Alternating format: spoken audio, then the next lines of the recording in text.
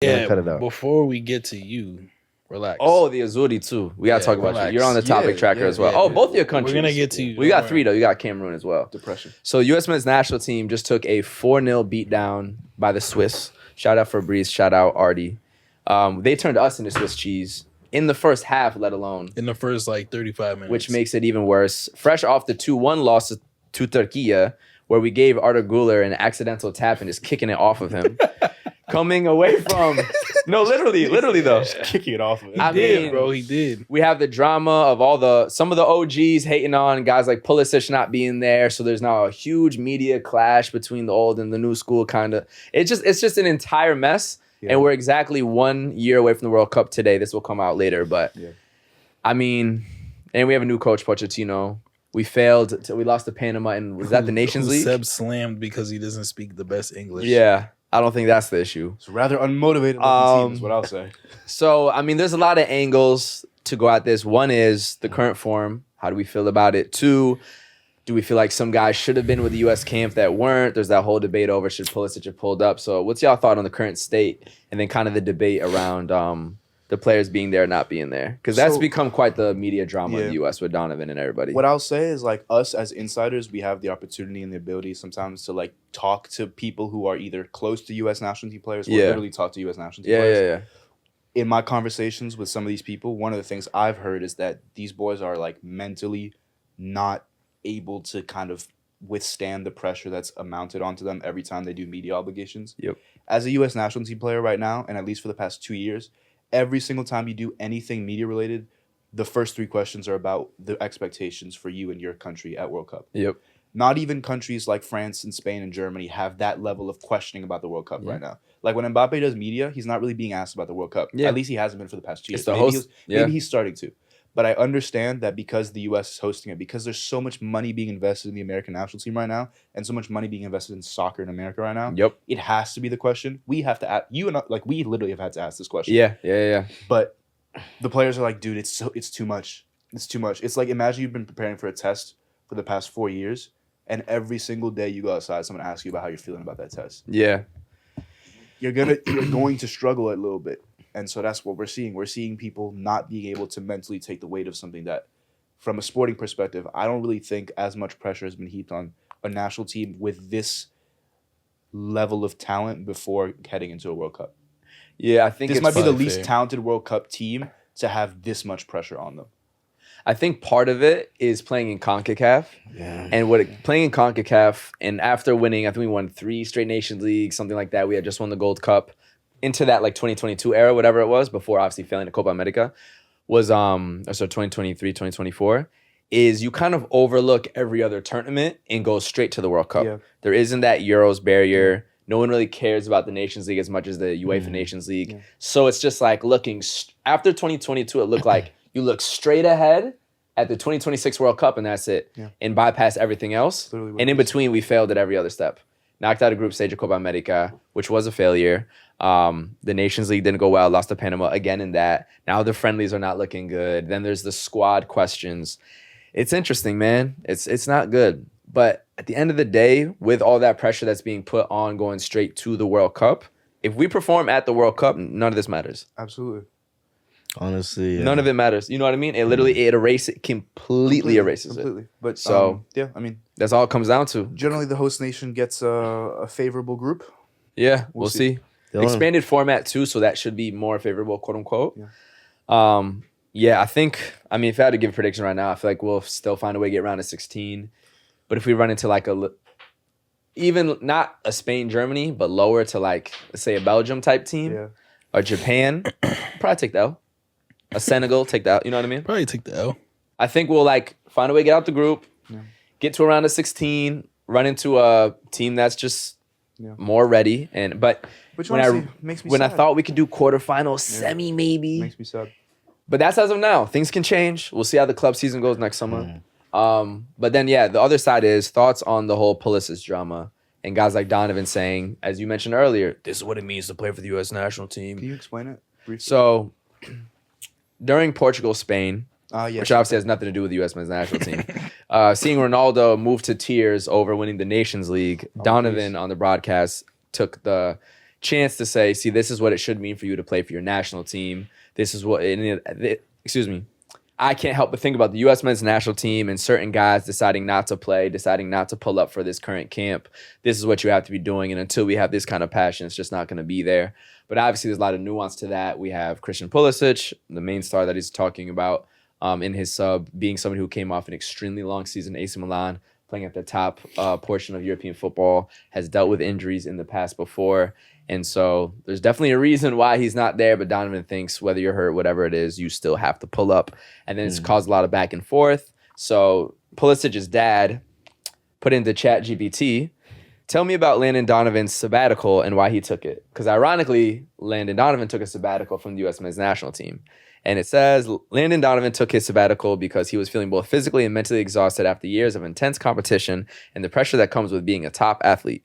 He'd been playing professionally from a young age and had participated in multiple World Cups, so he felt the need to step back and take some time for himself. This break allowed him to rest, travel, and ultimately return to the game with a refreshed mindset, which is exactly what Christian Pulisic would be doing right now. So some irony there. And That's then guys hilarious. like McKennie defended him, Eddie Johnson, former national team player as well. Definitely black soccer icon too in America, defending Pulisic too. But it's become a whole media thing. Then I've seen other podcasts with U.S. men's national team former players saying, no, like you have to be there. The passion's not there.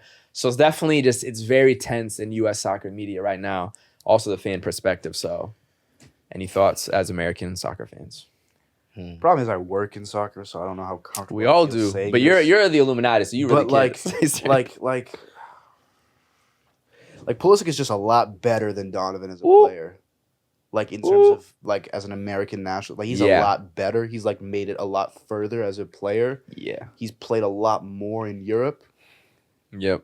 And so at a certain point, like I don't know if y'all have ever played like if people watching have ever played like high level high school sports, but like you don't tell the kid that's really, really good on the team, you don't hold him to the same standard because when it matters in the games that matter, you count on them to perform. Like, Donovan is not a guy that the team won't feel comfortable calling out because Donovan was never that much better than anyone else. But Pulisic is so... I feel like at the time, he was... Yeah, but there was still an understanding in regards to the global scale, like world of football, that Donovan was still a bench-level player in the Bundesliga. Okay. Whereas Pulisic is like a top 5 player in Italy right now. Yeah, that's fair. I would say what made PSG special, that's funny. What made PSG special this season, people say, is that they didn't have anyone above the team. Yeah, sure. But I will say, I don't think Pulisic is being above the team by knowing that his body needs this rest. First off, it's ridiculous that players are playing competitive games right now. When I saw Vitinha get subbed in, it's disgusting. And what's worse is that it's in Germany. Did he get to go home at all? Did he just stay in Munich, play in the semifinals? That's a good question. And he's still dusting dudes on the wing. Then he won the Nations League. Nuno Mensch just locked down Lamine Yamal, probably one of the only games he got locked in this entire season. Yeah. Scored a banger, had an assist. They just won the UCL. They should be celebrating with family, vacation, everything. Yeah, eating their... So dog. And it's also... full. Eating their fill. Eating... What? Yo. It's a term, eating their fill. Like... Oh, okay. Like eating until you're full. Okay, got you. What does tongue in cheek mean? Saying it without really saying it. Like holding your tongue. Type shit. Yeah. Wait, that was from like 30 minutes ago. What did you think it meant? I didn't think anything. Yo, you saying that now when that was like 30 minutes ago? It's all right. Nigga's sick, bro. It's just been marinating in his head. It's all right. He was going to text me at midnight like, what is, yo? He's texting his shorty right now. What is tongue in cheek? I'm not you. Wow. So fascinating. So U.S. Fascinating. I'm not you. Lord have mercy. But yeah, I think point being, I think a lot of players, and now the Club World Cup, these players need rest, bro. This is not sustainable. The schedule is actually disgusting when you actually like. Yeah. Like when I peeped that Gold Cup was this weekend and Club World Cup. Huh? And Club World Cup. Yeah, but even just like the U.S. men's national team opener for the Gold Cup is on Sunday, and they're playing friendlies this week. Yeah, and they're just playing in their local leagues the week prior. It's like, okay, like there used to be no break, now there's actually like no break, and then the season starts like mid-August. Yeah, it's kind of insane. So contractually, they have 2 weeks off, like minimum. And then, what is this, a fucking corporate 9 to 5? That's insane for athletes. It is. American football is not like that. NBA is not like that. Tennis, you create your own schedule. It is. That's insane. Yeah, for the amount of physical toll it puts on your body, especially the players that are like wingbacks, the amount of cardio you're doing. Yeah, after one game, you actually need like 2-3 days. The amount of hard cuts and turns in soccer, like the shift of pace, that is insane. And you're training in between the games. Yeah. It's not sustainable. I would be tight if I had to go up against Mendes for 90 minutes. That fucking 6'4" nigga just bodying me every single play, and then I gotta he's go 6'4"? I don't think he's 6'4". I don't think, yeah. And I was like, yo, shit. This point, he's like 5'11". He's like 5'11". Yeah. This gets me to another point about like fans who are like unhappy with players who like leave for money. Oh, that's hilarious. Yeah. Like how? Like, are you kidding me? Yeah. I literally never get to take time off. Yeah. You want me to remain in Liverpool? Yeah. What? It's fair, bro. Liverpool strays. Liverpool strays. Yeah, Liverpool caught a stray in for terms sure. of like the visual aesthetic, of course, livelihood of your day. Just exiting into a gray. Yeah, that is a stray. Yeah, they caught a stray. It's funny, bro. It's a stray. But it's even people from Liverpool would tell you that their city is gray and rainy. It's fair. Even besides the location of the place, missing a lot of family birthdays, missing a lot of just time that the sacrifice is crazy. Yeah, for sure. But nuance. Speaking of any final thoughts on the U.S. moving forward, Pulisic situation? I have a prediction. Okay. I think that Gold Cup U.S. not making out the group. Their group is Haiti, Trinidad, Saudi. I think Haiti and Saudi are gonna go through. They might fire Poch on the spot if that happens. I don't think that's gonna happen, but it's possible. It's not like it's possible. It is possible, and we're not gonna have our full strength squad either. Yeah, I'm not gonna sit here and say that's not possible. And think about it: no McKinney, no Weah, no Pulisic. McKinney played against. But he's gonna be with Juve for Club World Cup. Oh, they have my to. days. Yeah, and Weah. You know what I'm saying? Might be finished.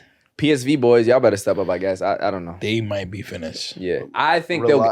Hey, I got faith in y'all. Y'all gonna get through it. Bro, they're gonna embrace. $17 billion invested in embrace the moment. The PSV boys. They gonna embrace the moment. They bought out, bro. They gonna embrace the moment. That's a fact. They be alright. They gotta go up against. They gotta go up against 3 very just aggressive ass countries, bro. Ooh, why are those countries aggressive? In terms of fucking soccer, bro. Fuck me. You pace and power in your own people is crazy, bro. It's fucked up. Anyways, I'm playing with you.